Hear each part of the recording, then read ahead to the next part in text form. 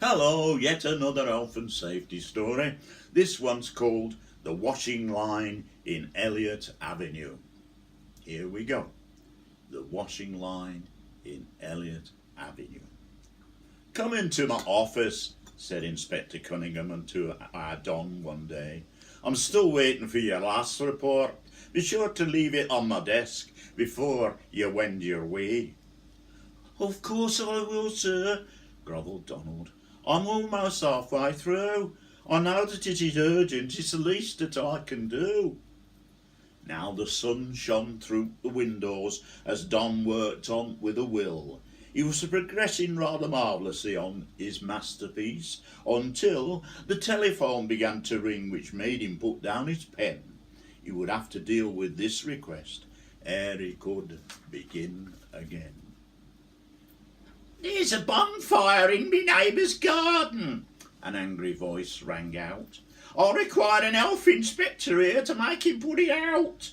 I've got me knickers hanging out along with other smalls, as well as items that I wear when attending firemen's balls. What colour is the smoke? Asked Don. I'd really like to know. It's green and brown, came the reply, with yellow flames below. Green and brown? Asked Don.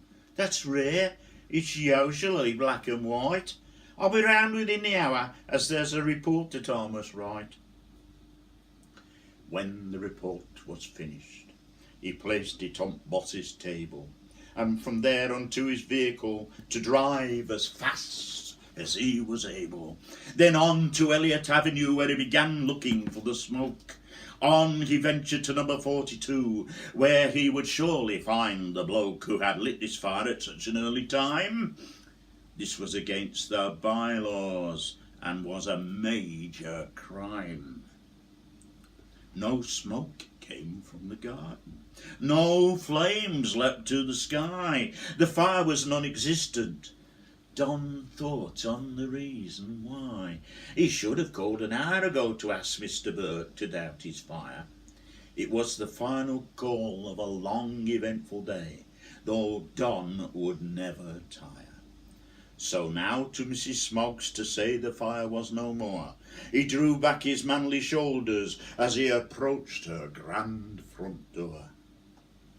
He banged hard upon her knocker, yet no one could he hear, and then towards the garden that was situated at the rear. No one was in this garden, so back to the front door, where he heard Mrs. Smoggs upon the phone and a pacing round the floor.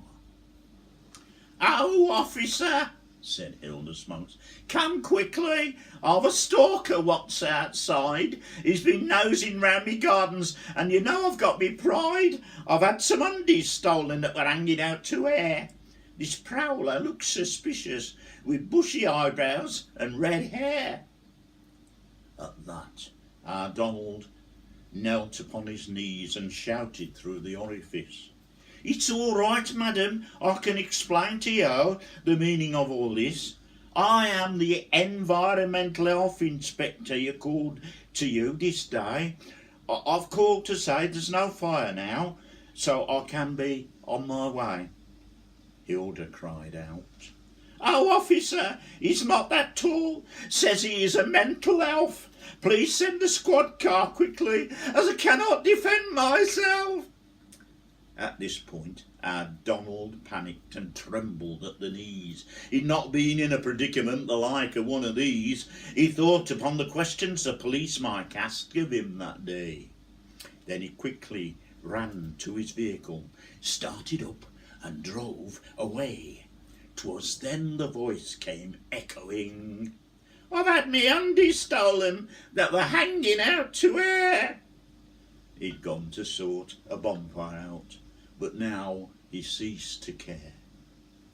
He had been to many a garden to watch a bonfire burn. Away, away from Elliot Avenue, never to return.